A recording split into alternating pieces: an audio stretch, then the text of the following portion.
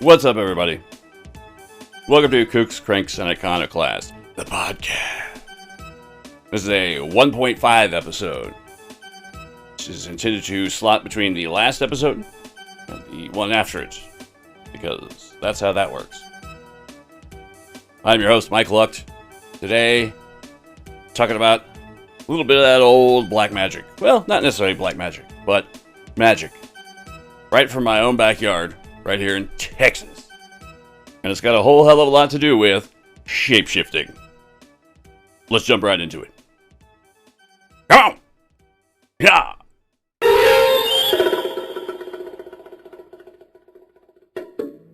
Not all esoteric systems build institutions. Some never needed to. Because while certain occult traditions formalize themselves into hierarchies, hidden caves, and structured academies, others move in a different direction entirely. They don't centralize, they don't codify, they don't construct a single place where knowledge is gathered and transmitted. Sometimes these traditions are simply hereditary. Sometimes it's in the blood. Sometimes there's no say in the matter whatsoever. Passed through bloodlines, whispered through families, embedded within communities that often exist at the edges of larger systems, geographically, culturally, and historically.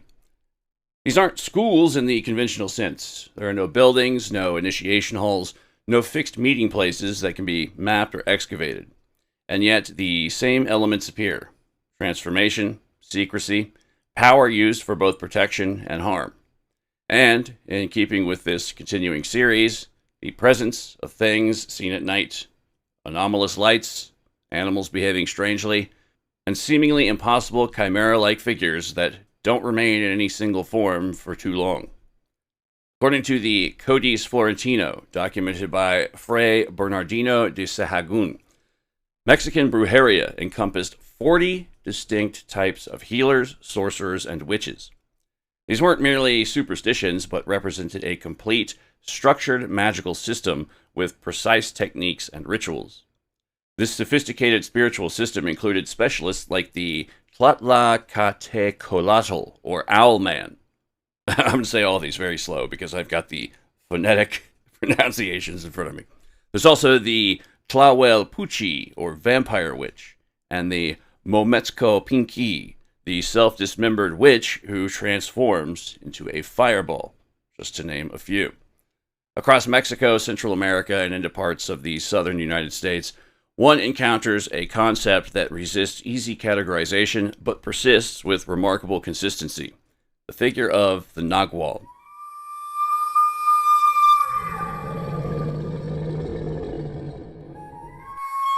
In pre-Columbian Mesoamerican cosmology, the Nagual, or Nahual, was not originally understood through the lens of Western morality as something inherently malevolent, but rather as a fundamental component of the human soul and its relationship to the natural world.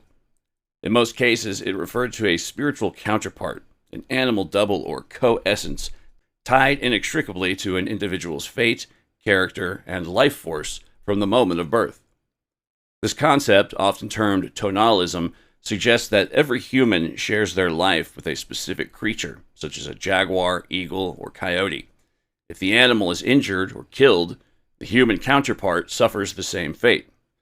This symbiotic relationship was synonymous with a personal totem, serving as a metaphysical bridge between the socialized world of humans and the raw, potent energy of the wilderness. This complex system of belief is deeply rooted in the broader Mesoamerican mythos, particularly the concept of Teotl, a pervasive, sacred energy that animates all things and allows for the fluidity of form. This concept appears extensively in early colonial documentation, including the monumental work of Bernardino de Sahagún, who recorded the indigenous Nahual people's beliefs in the 16th century. Sahagún and his contemporaries noted that while every person had a tonal, the animal counterpart, only a select few possessed the power of the Nagual. In this context, the Nagual was specifically a practitioner of high status, a shaman, a priest, or ruler who had mastered the ability to transform their physical body or project their consciousness into their animal double.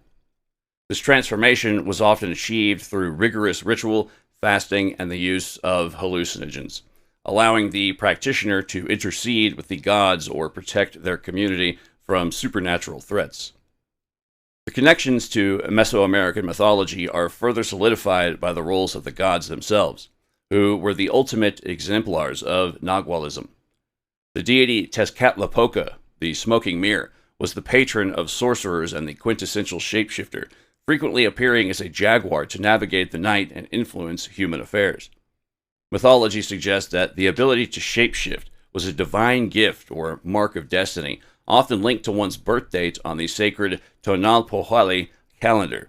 In the eyes of pre-colonial societies, the Nagual was a vital, if fearsome, intermediary who navigated the Axis Mundi, the central pillar connecting the underworld, or Mictlan, with the earthly plane and the heavens.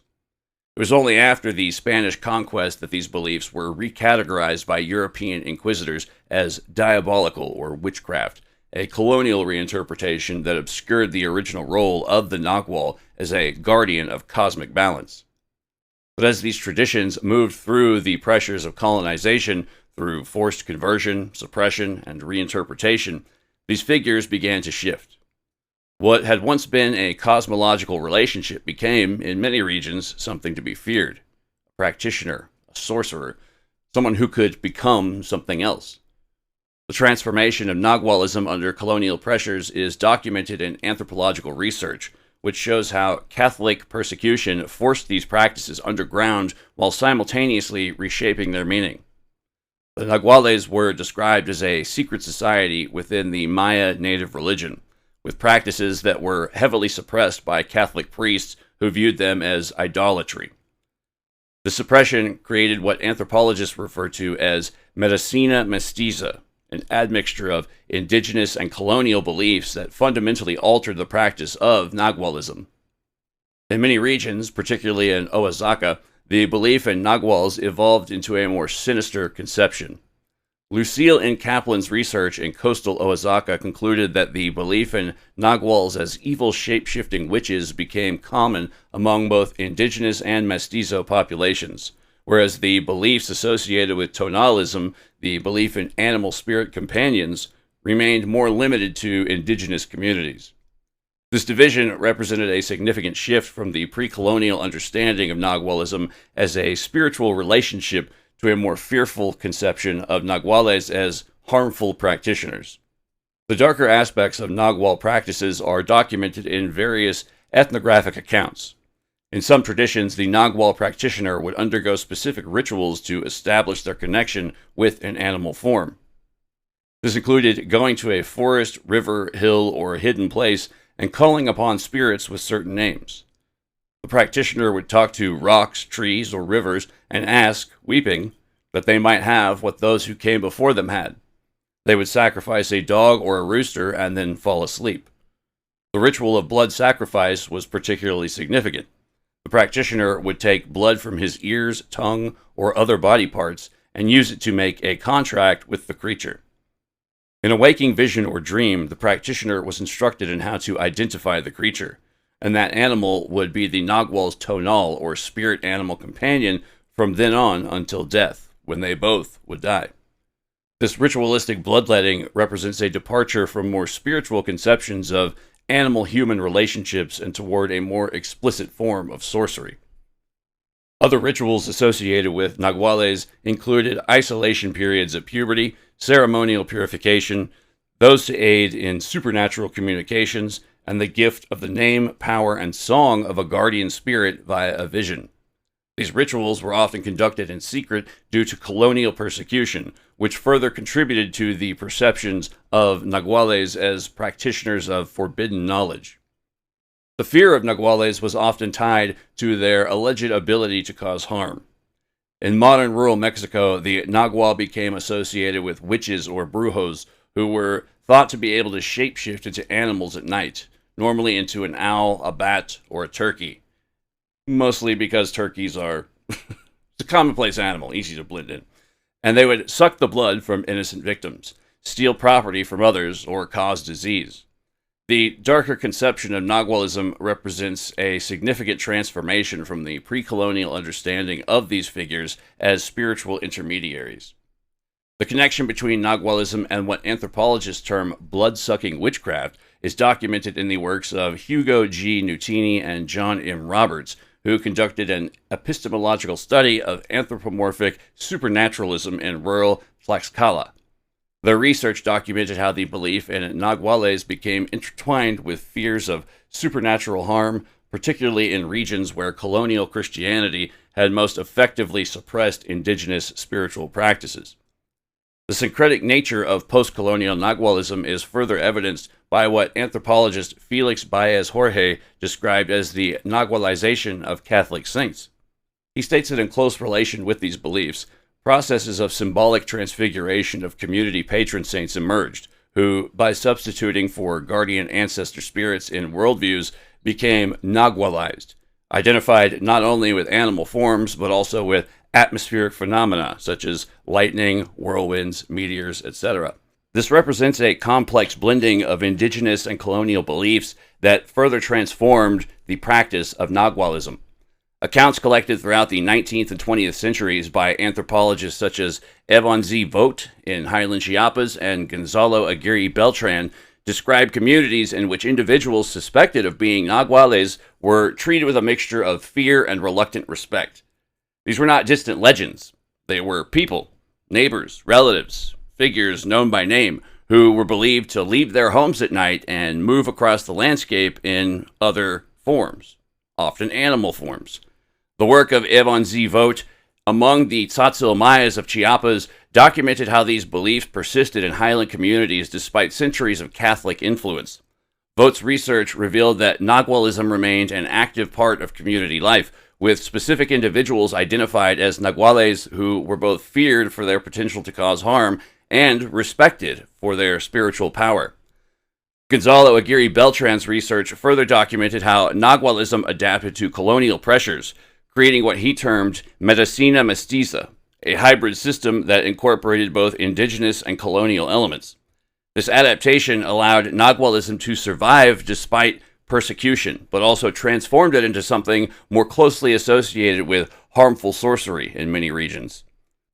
The persistence of these beliefs into the modern era is evidenced by contemporary accounts from rural Mexico. Around Mexico's eastern mountain ranges, rural communities continue to believe there are some individuals among them who can shapeshift into animals in the dark. The legend of these mystical shapeshifters has many layers and variants, and each community has a different perception of what Nahuales are supposed to be. Broadly speaking, in Mesoamerican mythology, Nahual refers to any person with the power to transform him or herself into an animal, commonly a jaguar, a puma, or a wolf. The darker aspects of Nagualism continue to feature prominently in many of these contemporary beliefs. In some communities, Naguales are believed to feed on livestock, with reports of Naguales that fed on cattle becoming part of the local folklore. This connection between Nagualism and predation represents a continuation of the post-colonial transformation of these figures from spiritual intermediaries to potentially harmful entities. The persistence of these beliefs is also evidenced by their continued presence in popular culture and online communities. Discussions of Nagualism appear on platforms like Reddit, where users share stories and information about these shapeshifters in Aztec and Mayan lore. These modern discussions often focus on the more sensational aspects of Nagualism, particularly their ability to shapeshift and their connection to what users describe as their tonal animal counterparts. Despite these darker associations, some traditions maintain a more balanced view of Nagualism. In the village of Sinacapan, Puebla, the resident Nahuas speak of what they call Nahualli, a sort of shape-shifting witch. But the wisest among them insist that not all Nagualme, which is plural, I guess, that's the plural form of Nagual, are servants of the Mquitagat, or Lord of Death. Fucking A. Plenty of adepts learn to tame their own Nagual, or animal twin, and to acquire additional animal forms without doing dark deeds, though they must placate the Mquitagat through offerings and rites. This represents a continuation of more balanced pre-colonial understandings of Nagualism that survived despite colonial pressures.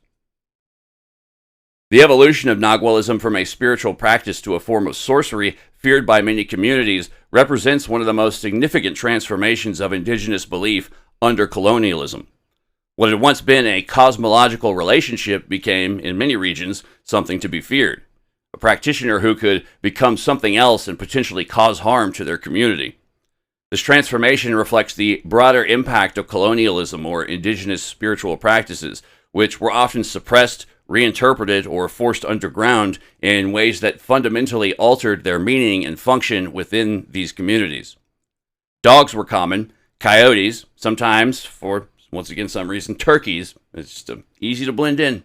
I don't know, if I had my pick, that wouldn't be first one. But more often than not, these alternative animal forms were most certainly predators.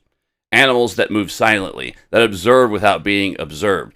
In some accounts, the transformation is described as physical. In others, it's understood as a projection, something closer to a second body operating at a distance. Even still, in some other instances, it's believed these practitioners were psycho-spiritually possessing the physical bodies of these animals. The distinction is rarely settled, but what matters most is the effect. Livestock found dead under unusual circumstances. Individuals reporting encounters with animals that behave with unmistakable intent. Watching, circling, retreating only when acknowledged. And in some cases, direct confrontation.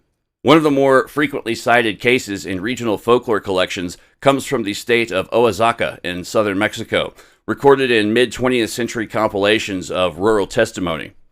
In an account collected near the town of San Juan Mixtepec, a farmer reported repeated nighttime attacks on his livestock during the late 1940s. The animal responsible was consistently described as a large black dog, unusually silent, unusually deliberate, and seemingly unafraid of human presence. On one occasion, the farmer waited in concealment and fired upon the animal at close range with a rifle, striking it in the hindquarters. The animal reportedly fled without leaving a clear blood trail. The following morning, according to the account, a man from the village, an individual already rumored to possess knowledge of sorcery, was found unable to walk, suffering from a severe wound to the leg in the same location where the animal had been struck. This is probably the most widely circulated shapeshifter, lycanthrope, werewolf, what have you, lore that you'll see in just about every culture. The creature or animal is struck or wounded in some way, and then next thing you know, some dude from the village has the same exact wound. The narrative structure appears repeatedly across Mexican and Central American folklore archives, including collections referenced by Gonzalo Aguirre Beltran in his studies of Afro-Mestizo communities in Veracruz, as well as later ethnographic work in Chiapas. The consistency of the elements, animal encounter, inflicted injury, human correlation, suggests not a single isolated story, but a shared interpretive model applied across regions. Whether understood as literal transformation, projected double, or post-event attribution, the pattern remains one of the most persistent features of Nagual belief systems. An animal, a confrontation, a wound, a human counterpart soon discovered afterwards. These aren't isolated stories. They form a pattern, one that suggests not random beliefs, but a shared interpretive framework applied to what are quite likely repeated, seemingly universal experiences. Got a couple historical and folkloric accounts here. Let's see. Spanish Basque conquistador Pascual de Andagoya documented early encounters with Nagualist groups, noting that women were not only exalted among them, but often held in the highest positions. He described their power as enabling them to, quote, be in two places at once, unquote, both physically and metaphorically. These observations led Spanish colonizers to view indigenous practitioners as threats backed by protections from their native gods, with their shape-shifting abilities being derived from what colonizers considered an urban legend about an enchantress teaching the Nagual people to become their tonal guardian spirit at any time. Daniel Garrison Brinton, who initiated Western study of Nagualism, chronicled two significant uprisings related to Nagual practitioners. The most notable was in 1713, led by 20-year-old Maria Candelaria, an indigenous woman shunned for being the child of a prostitute. She rose against Spanish presence by leading a Nagualist religious sect numbering 70,000 to fight for the freedom of Chiapas. This historical account demonstrates how Nagual beliefs could mobilize large-scale resistance against colonial powers. That shit needs to be a movie. I'd fucking watch that in an instant. Let's see. In Osaka, Lucille Kaplan documented that the belief in Naguals as evil shape-shifting witches is common in both indigenous and mestizo populations, whereas beliefs associated with tonalism, the belief in animal spirit companions, remain more limited to indigenous communities. This division represents how Nagual beliefs evolved differently across cultural boundaries. In modern rural Mexico, the Nagual is often equated with witches or brujos, who are thought to be able to shapeshift into animals at night, normally into an owl, a bat, or, once again, a turkey. These are the... Turkey comes up every time, in every source I looked at. And they've sucked the blood of innocent victims, steal property, cause diseases, and things of this nature. Nothing good, usually. In some indigenous communities, the position of the Nagual is an integrated part of society where the community knows who is a Nagual and either tolerates them, fears and respects them, or hires their services to remove curses from other Naguals. The evolution of Nagualism from a sacred cosmological framework to a modern phenomena of high strangeness reflects a transition from internal spiritual mastery to externalized cryptid encounters. This shift is deeply documented in both ethnographic studies and contemporary investigative reports, where the boundary between folklore and anomalous physical reality becomes increasingly blurred. The shift towards the malevolent Nagual can be traced through the archives of the Inquisition in New Spain. Historical records from the 17th and 18th centuries, such as those analyzed by historian Roberto Martinez Gonzalez, details trials where indigenous practitioners were accused of Nahualismo. In these testimonies, the transformation was no longer viewed as a divine office, but as a pact with dark forces, a narrative imposed by Spanish friars, but eventually adopted by the populace. One notable 1649 account from the Mixteca region describes a man who claimed to transform into a jaguar to protect his village's borders, illustrating a transitional period where the Nagual still held a communal protective role even as the witchcraft label began to solidify in the public consciousness. In the modern ethnographic landscape, the work of anthropologists like Timothy Nab in the Sierra de Puebla offers a more nuanced look at the persistent reality of the Nagual. In his research, particularly in A War of Witches, Nab documents the quote-unquote dream wars of the Nahual, where Nagual-me are not merely legends but active participants in local power struggles. He records accounts of shadow souls traveling in animal form, often as dogs or, once again, turkeys, to inflict susto or fright or physical illness upon rivals. These aren't cryptids in the sense of biological mysteries, but psychic predators whose actions have tangible and often fatal consequences within the community, reinforcing the idea that the Nagual remains a living, functional part of rural Mexican social dynamics. As these beliefs moved into the 21st century, they merged with globalized cryptid lore, leading to encounters that mirror the high strangeness typically associated with the skinwalker of the American Southwest. In 2004, a widely reported case in Santa Catarina, Nuevo Leon, involved a police officer named Leonardo Samaniego, who claimed to be attacked by a flying, black-cloaked entity with a witch-like face. While initially labeled a bruja, the local discourse quickly pivoted to Nahualismo, as witnesses described the entity transforming into a large bird before vanishing.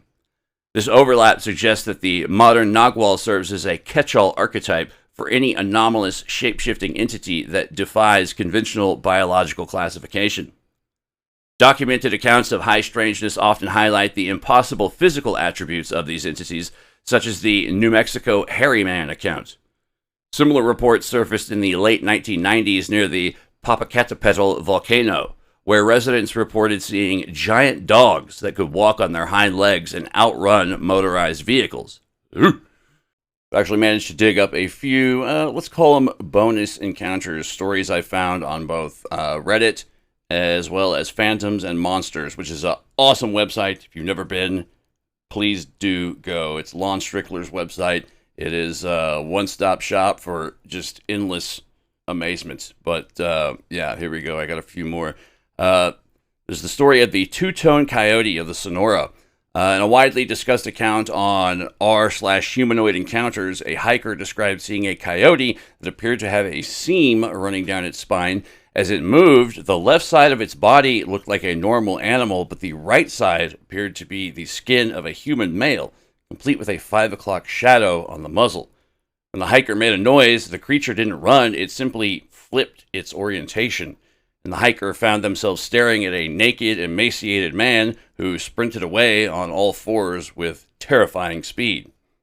There's a report from Phantoms and Monsters that recounts a family's struggle with a massive black turkey that would sit on their roof every night, emitting a sound like a human sobbing. Okay, that makes a turkey disturbing. Yes, okay. When the father climbed up to confront it, the bird stood up on 2 legs and revealed that its wings were actually long, thin human arms wrapped in feathers. The entity laughed and jumped down, leaving behind a trail of heavy, boot-like footprints in the mud instead of bird tracks. This is going to cover another entity we'll be getting into here, but a witness shared an encounter on r/high strangeness involving a LECHUZA near the Texas border. They heard what sounded like a literal infant screaming in a ditch. When they approached with a flashlight, they saw a massive, white-faced owl, nearly 5 feet tall, standing over a dead calf. The owl turned its head 180 degrees, and its face shifted into that of a beautiful woman who winked at the witness before letting out a screech that shattered a nearby truck window and flew away. An account from a rural truck driver on Phantoms and Monsters describes a donkey standing in the middle of a highway at 3 a.m. The truck approached, the donkey's legs began to bend the wrong way. Quote unquote, the wrong way. Its knees snapping forward like a human's. It stood up, and its long ears retracted into its skull, revealing a bald human head. The quote unquote man then performed a series of cartwheels across the desert floor to escape the headlights. A resident of a high-rise apartment recounted on r/humanoid encounters seeing a stray dog in the hallway through their door's peephole. When they opened the door, the dog was gone, but the hallway smelled of burnt ozone. Burnt ozone is a smell that frequently appears in numerous high strangeness accounts. Later, they saw the same dog in the reflection of their television screen sitting on their sofa. When they turned around, the sofa was empty. But the quote-unquote dog in the reflection began to speak, reciting the witness's social security number in a monotone voice. That's not only unsettling, but I don't know what it is about the social security number, but it's yikes. A report from r/high strangeness involves a group of campers who encountered a large pig near a sacred mountain site. The pig's front legs were fully human, including hands that were wearing silver rings. The creature was using its quote-unquote hands to sharpen a wooden stick into a shiv. When the campers fled, they heard the pig shouting after them in perfect Spanish, threatening to, quote, undo their stitches, unquote. A witness on r/humanoid encounters described a tall, thin figure standing in a cornfield that looked like a man wearing a massive owl mask. Upon closer inspection with binoculars, they realized the mask was the creature's actual face. It had no nose or mouth, only 2 enormous, unblinking black eyes. The creature began to quote-unquote vibrate until it became a blur, eventually shrinking into a small, common owl and flying off into the night. In an account from Phantoms and Monsters, a witness in the Yucatan saw a jaguar that appeared to have a quote-unquote zipper or a line of scar tissue running from its throat to its belly. The jaguar approached the witness's campfire and sat down like a pet, then reached a paw up to its throat and appeared to peel its own skin back, revealing a young man underneath who asked the witnesses for a cigarette before quote-unquote zipping back up and disappearing into the jungle. A user on r/high strangeness reported seeing their elderly neighbor climb onto her roof and begin to glow with a pale green light. As the light intensified, the woman's limbs shrank and her clothes turned into feathers. Within seconds, she had become a giant white owl. The witnesses noted that the transformation looked like a digital transition in a movie, with pixels of light rearranging the woman's molecular structure in real time. A Border Patrol agent shared a story on r/humanoid encounters about a wolf-like creature caught on a thermal camera. The entity showed up as cold or black on the thermal screen despite the desert heat. As it ran, shards of its body would fall off and dissipate before hitting the ground. The agent described it as a data corruption in physical form. The Nagual was struggling to maintain its shape in a high surveillance or high frequency zone. A witness on r/high strangeness saw a man walking down a street in Monterey on his hands. As they watched, the man's legs began to shrink and his arms lengthened until he resembled a large spider. His quote-unquote feet became a second set of hands. The creature then scuttled up the side of a glass-walled office building, leaving behind oily, human-shaped handprints on the windows. A report from r/humanoid encounters describes a family who heard their mother's voice calling for help from inside an old stone well. When they looked down, they didn't see their mother. They saw a small, wet monkey with golden eyes. The monkey looked at them and said in their mother's exact voice, "I'm just practicing your resonance." It then climbed out of the other side of the well and vanished into the brush. This account originated from an investigative researcher working in the Tulancingo Valley of Hidalgo, Mexico. The witness was staying in a small rural house near a heavily wooded area known for its history of Nahualismo. For several nights, the witness reported hearing a heavy rhythmic thumping on the roof, followed by a sound like a large animal scratching at the corrugated metal. Expecting a stray dog or a mountain lion, the witness went outside with a high-powered flashlight. Standing near the edge of the property was a creature that initially appeared to be a massive black dog, nearly the size of a calf. However, as the witness centered the beam on the animal, its behavior shifted from animalistic to predatory in an intelligent sense. The creature stood up on its hind legs, but its front paws didn't look like paws. They were elongated human hands with thickened yellow fingernails. The witness described a sickening, wet snapping sound as the creature's ribcage seemed to expand and contract, and its snout began to recede into a flat, human-like face. The most disturbing part of the report involves the quote-unquote halfway state of the entity. The witness claimed the creature's eyes were not reflective like an animal's, but were deep-set and wet with human intelligence. It began to pace back and forth along the fence line, and as it moved, its skin seemed to lag behind its movements, as if the physical form couldn't keep up with the spirit inside. The witness fled inside and locked the doors, only to hear a voice from right outside the window. Not a growl, but a perfect, high-pitched mimicry of the witness's own mother, who was hundreds of miles away, asking to be let in because, quote, "the air is too heavy," unquote. The next morning, the witness found no animal tracks. Instead, there were a series of deep, five-fingered handprints pressed into the dried mud, leading directly to a nearby quartz outcropping. Local elders later told the witnesses that this specific brujo didn't just change shape for travel. He used the skins of others to ground himself so he wouldn't be swept away by the wind. These accounts frequently feature the silence, a sudden cessation of all ambient noise, a common hallmark of paranormal events, something that Jenny Randles has dubbed the Oz factor. It's followed by the appearance of a creature that seems to flicker or change shape when viewed directly. These testimonies, ranging from the USC Digital Folklore Archives to modern investigative journals, suggest that whether viewed as a spiritual practitioner or a biological anomaly, the Nagual continues to function as a potent symbol of the liminal space between the known world and the terrifying unknown. These encounters, spanning from historical records to contemporary reports, reveal a remarkable consistency in how Naguales are experienced across time and regions. While the specific details vary from the animals they transform into to the context in which they appear, certain elements remain constant. The intelligence in their eyes, the connection to specific individuals or families, and the profound sense of otherness they evoke in those who encounter them. Whether viewed through the lens of anthropology, folklore, or paranormal investigation, these accounts suggest that the Nagual remains a potent figure in the Mexican imagination, continuing to manifest in ways that both reflect and transcend their ancient origins. And then there are the owls. The owls are not what they seem.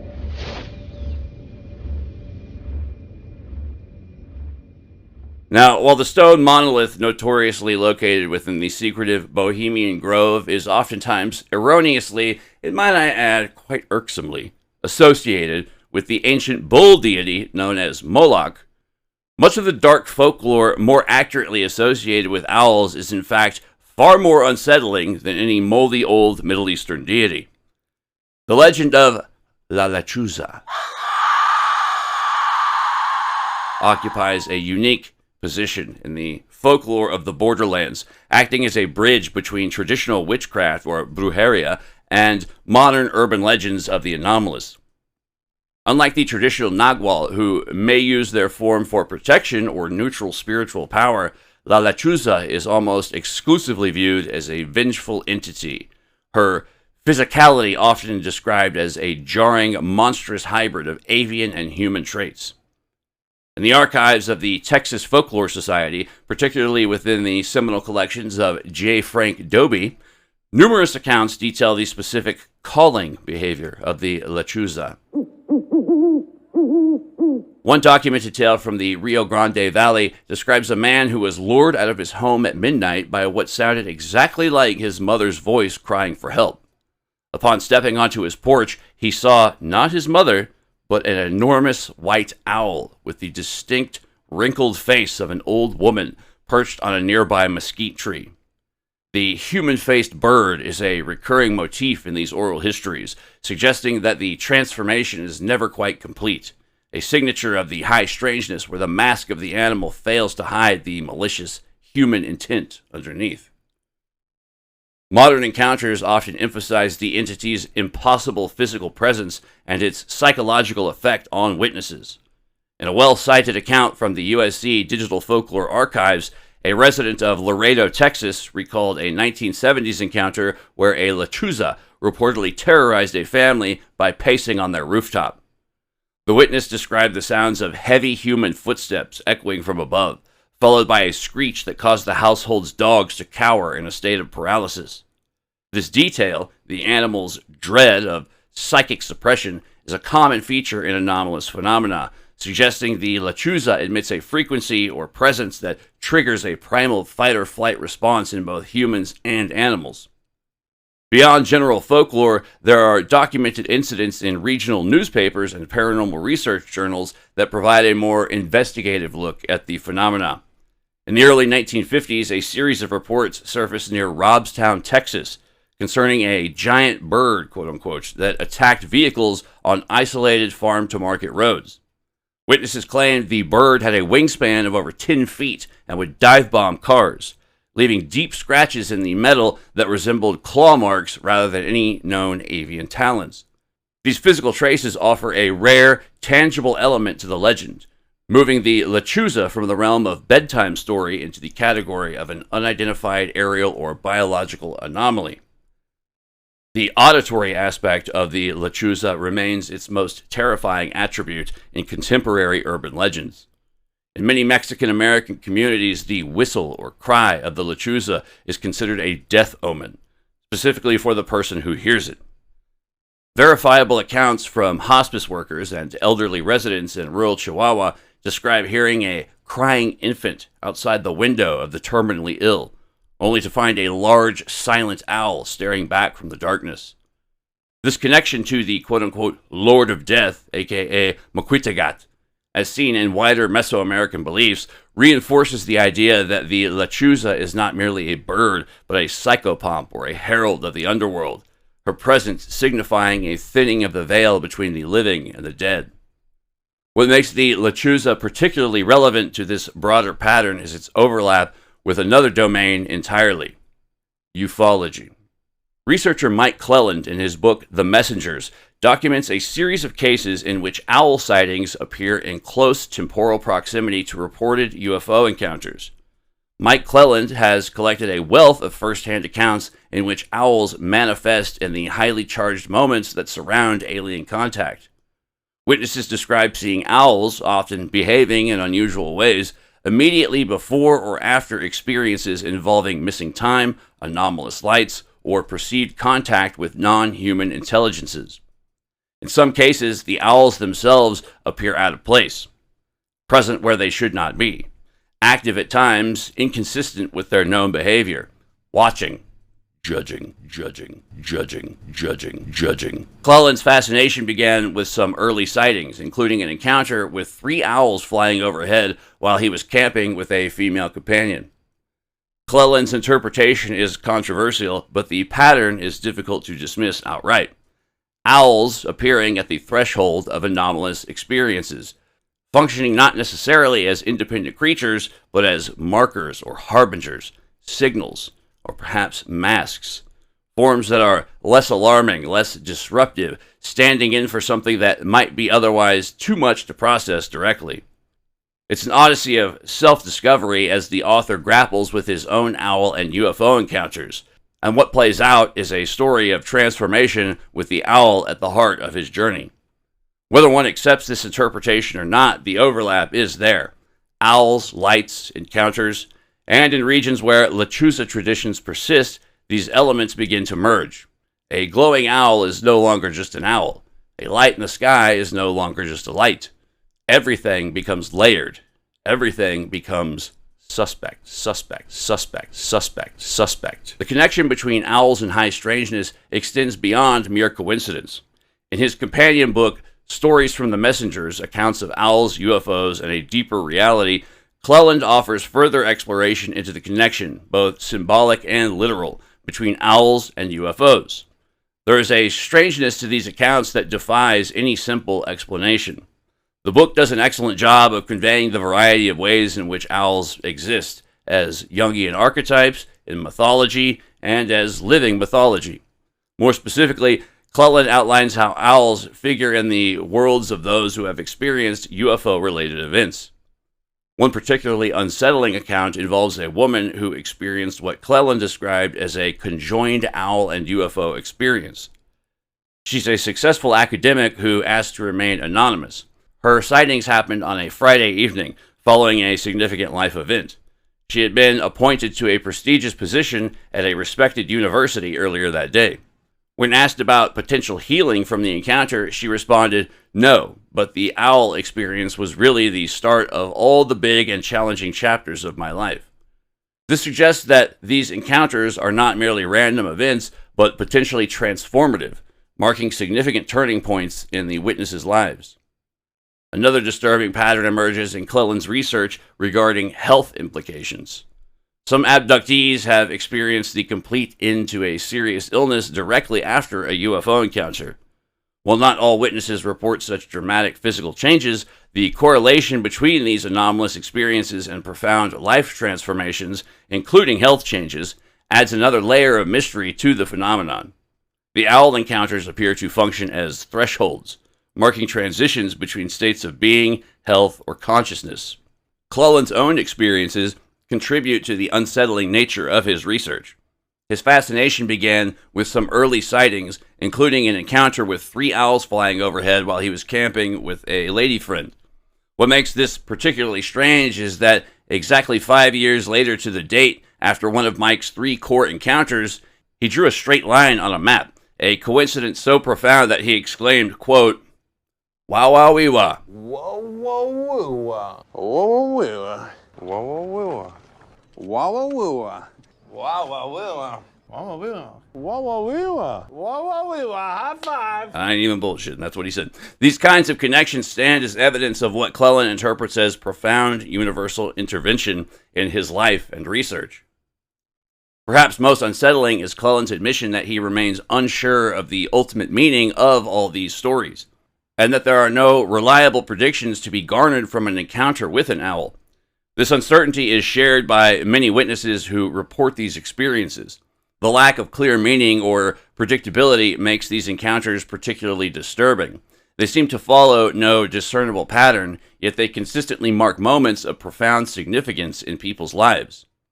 The strangeness of these accounts extends beyond mere coincidence or misidentification. As Whitley Strieber noted in his praise of Cleland's work, quote, "I get a strong sense that Mike Cleland was guided to write this by the UFO intelligences, and I think the reader will get that," unquote. This suggestion that the research itself might be influenced or guided by the very phenomena it studies adds a meta-level strangeness to the entire endeavor, raising questions about agency, consciousness, and the nature of reality itself. The modern evolution of the LECHUZA and the more obscure BUHO-MEN, or Owl-Men, represents a fascinating intersection of digital age mythology and ancient sorceress traditions. As these stories migrate from rural campfires to social media threads, they carry with them a heavy weight of historical high strangeness that suggests these entities are more than mere superstition, but rather a persistent archetype of the nocturnal predator. Social media has transformed the LECHUZA from a regional cautionary tale into a viral phenomenon. In the last decade, numerous dashcam and doorbell camera videos from the Texas-Mexico border have surfaced, purportedly showing massive white avian figures perched on telephone poles or hovering near suburban homes. While skeptics often point to the barn owl as the culprit, witnesses frequently emphasize the uncanny scale of these creatures. One notable account shared on paranormal forums in 2018 describes a trucker near Eagle Pass, Texas, who witnessed a quote-unquote bird with a 6-foot wingspan land on his hood. He claimed the creature didn't have a beak, but a flat humanoid face that stared at him with an intelligence that felt, quote, heavy and ancient, unquote, before it shrieked and flew off into the brush. These digital accounts serve as a living, crowdsourced bestiary, keeping the dread of the LECHUZA alive in the modern psyche. While the LECHUZA is often seen as a solitary, vengeful spirit, the BUHO-MEN are described in deeper occult folklore as active practitioners of brujeria, who have achieved a specific grade of shapeshifting. In the esoteric traditions of the Sierra Madre, these men are whispered to be the quote-unquote enforcers of clandestine covens. Unlike the involuntary transformation of a werewolf, the BUHO-MEN's shift is deliberate, ritualistic. It's believed that they utilize a spirit double technique where they do not physically turn into a bird, but rather project their consciousness into a literal owl, or wear a ritualistic cloak made of owl feathers that facilitates a physical, ethereal blur. Historical ethnographic notes from the mid-20th century suggest that these practitioners are obsessed with the silent flight of the owl. Rituals involving the consumption of owl hearts or eyes are allegedly used to grant the sorcerer true sight, the ability to see through the darkness or both the physical world and the human soul. This allows the BUHO-MEN to act as a nocturnal spy, gathering secrets or placing curses on doorsteps without ever being detected as anything more than a common bird of prey. The mytho-folkloric roots of these entities are deeply embedded in the ruins of the Aztec and Mayan underworlds. Mictlantecutli.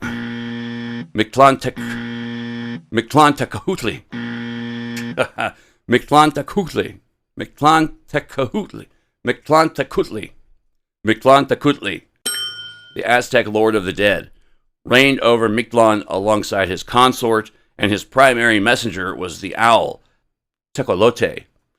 In pre-Columbian thought, the owl was not evil, but it was a deathbringer, a creature that navigated the liminal space between life and the void.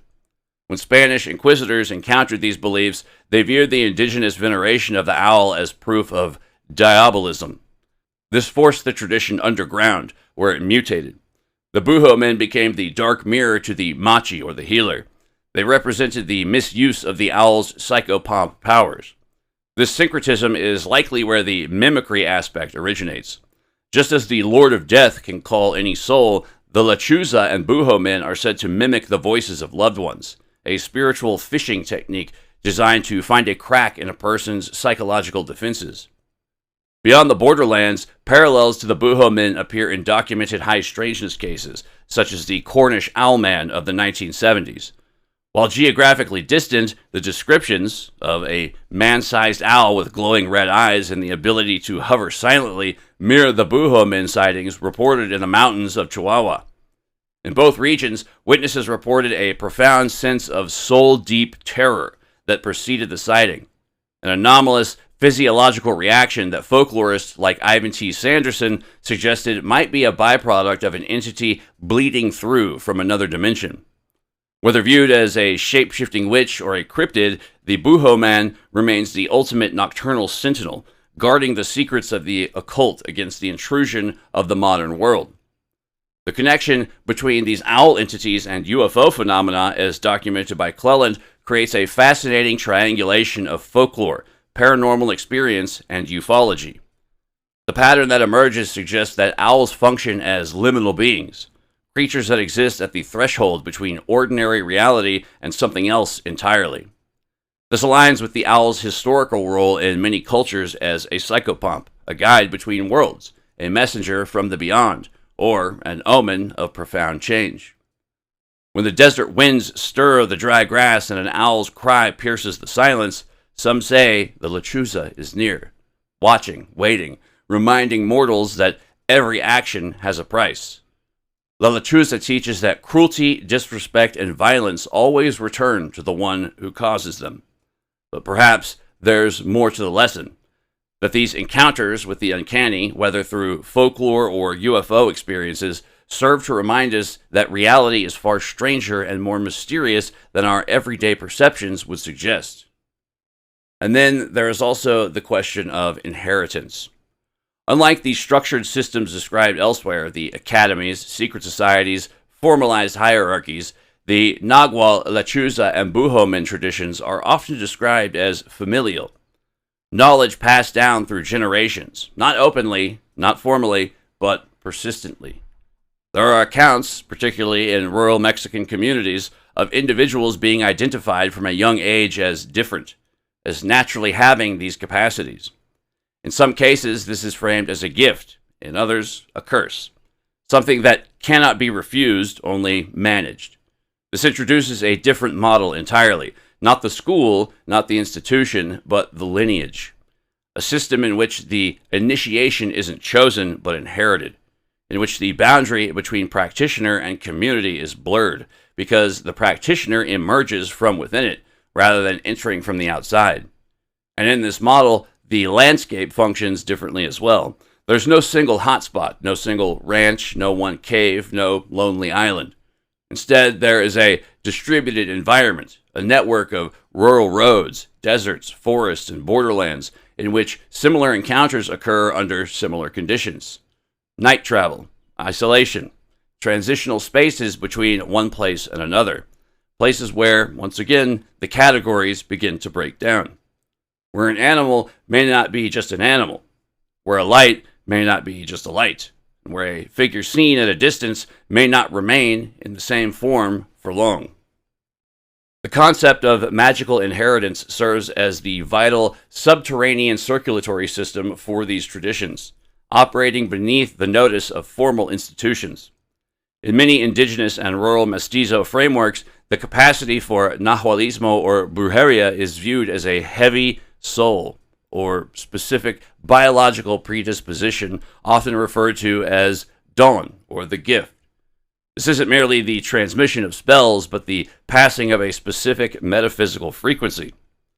Anthropologists like the aforementioned Evon Vogt, in his extensive studies on the Tzotzil Maya, noted that the chulel, or inner soul, and its animal counterpart are often determined by ancestral lineage. In this model, the academy is the bloodline. A child does not learn to be a Nagual so much as they are recognized by an elder relative as possessing the same shadow self. This creates a distributed, unmappable network of practitioners who are inextricably bound to the land their ancestors walked, making the practice as much a matter of genealogy as it is of theology. However, while lineage provides the raw material, the history of Mesoamerica also reveals a much more structured, secret world of practitioners that existed long before European contact. Pre-colonial societies were often organized into secret societies or cults of the Nagual, such as the Ocelotl, or Jaguar Nagual, and the Cuautli, or Eagle Nagual. These were warrior societies of the Aztecs. These weren't just military units, but esoteric orders where high-level initiates underwent rituals to align their consciousness with the predatory spirits of their gods. Sahagún's Florentine Codex describes the Masters of the Black and Red Ink, specialized priests who maintained the Tonal Pohuali, or the Count of Days, and identified which individuals were destined for these secret brotherhoods. These societies functioned as the centralized version of the diffuse family lineages, providing a space where the inherited gift was sharpened into a political and spiritual weapon of the state. This interplay between secret societies and the landscape creates what modern researchers of high strangeness, such as Jacques Vallée and John Keel, described as a ritual landscape, areas where the environment itself seems to facilitate anomalous phenomena. These hotspots, ranging from the Chiloé archipelago to the volcanoes of central Mexico and the skinwalker corridors of the American Southwest, appear to be places where the thinness of the veil allows for a bleeding of categories. In these zones, the Nagual shapeshifting is often accompanied by ghost lights, often called bolas de fuego or witch lights. In traditional folklore, these lights are the practitioners moving in an ethereal state. In modern ufology, they are often categorized as UAPs. The connection between these lights, cryptids like the LECHUZA, and hauntings suggests a unified field of anomalous activity. As documented in the research of Dr. Artie Six Killer Clarke, who collected thousands of accounts from indigenous people across the Americas, encounters with star people often occur in the same physical locations where ancestors reported shape-shifting spirits. This suggests that certain ritual landscapes act as portals or liminal zones where the consciousness of the practitioner, the presence of the cryptid, and the appearance of the ghost lights are all manifestations of the same underlying force. These areas are not just geographical locations, they are points of intersection where inherited lineage meets ancient ritual structure, creating a persistent active theater for the unknown that watches those who venture into its territory. These aren't organized into academies, but they aren't random either. They exist in fragments, in families, in places where older knowledge has not fully disappeared, but has instead gone quiet. So while many of these lineages may have existed in something much closer to an academy-style format before the European conquistadors arrived, they aren't exactly random to this day either. They still exist in fragments, in families, in places where older knowledge hasn't fully disappeared, but has instead gone quiet. And occasionally, something surfaces. A story, an encounter, a warning. Taken together, these traditions suggest that the absence of structure does not mean the absence of a system. It means that the system has taken a different form, one that's harder to track, harder to document, but no less present and persistent. And when placed alongside the more formalized systems, those with names, locations, and recorded histories, they begin to fill in a gap, showing what these practices look like before they're organized, before they're centralized, before they become something that can be mapped and named, which raises another possibility, that the academy isn't the origin, but the endpoint. That what begins as something diffuse, something embedded in landscape, lineage, or isolated encounters, eventually becomes structured, formalized, gathered into a place where it can be taught, controlled, and transmitted more efficiently. If that's the case, then what's been examined here isn't separate from the systems that follow. It's earlier, closer to the source, and still, in many places, quite active, or at the very least, certainly believed to be active. Not hidden away in a cave, not confined to a single location, but moving quietly across a much wider territory, seen from time to time in the reflection of eyes in the dark, or in the sudden, inexplicable presence of something that shouldn't be there. Watching, waiting, and in some cases, maybe even recognizing when or if it's been seen, and just who. Who has seen it? See what I did there with the who? All right, that's it for this episode. I'm going to come back to this topic again at some point because, well, not just owls. I'm sure they will show up again because they usually do. But yeah, shape-shifting occult practices.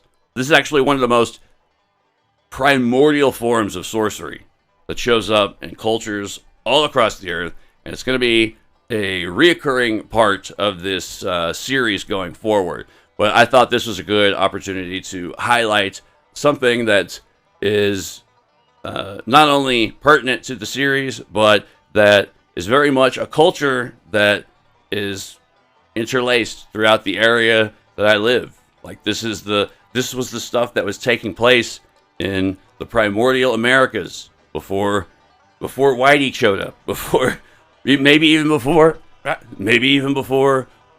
people showed up.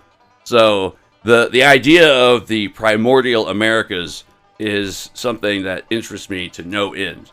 It's so strange that we still to this day have an ongoing argument amongst archaeologists and historians, etc., about who exactly showed up here first, as if that matters exactly. But like, what disparate cultures came to the Americas and contributed to the culture, the psycho-spiritual landscape specifically is what I'm interested in, before, it was settled and made what it is today by Europeans, for better or worse. But yes, it's not a total it's not a total stretch to say that America is a entire country built upon an Indian burial ground. So, don't go there. That's about a place over there. That's going to do it for this 1.5 episode. When we come back with the regular series that we're working on now, we're going to be jumping across the Atlantic into Europe and examining some of the various potentially connected paranormal hotspots, as well as digging deeper into the concept of black magic academies. This has been Kooks, Cranks, and Iconoclasts, the podcast. I'm your host, Mike Luck. Thank you guys for listening, and I will see you on the next one. Peace.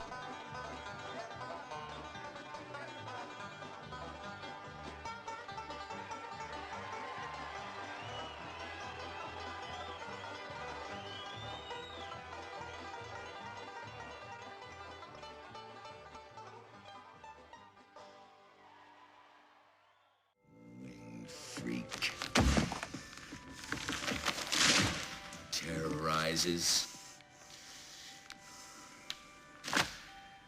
Wait till they get a load of me.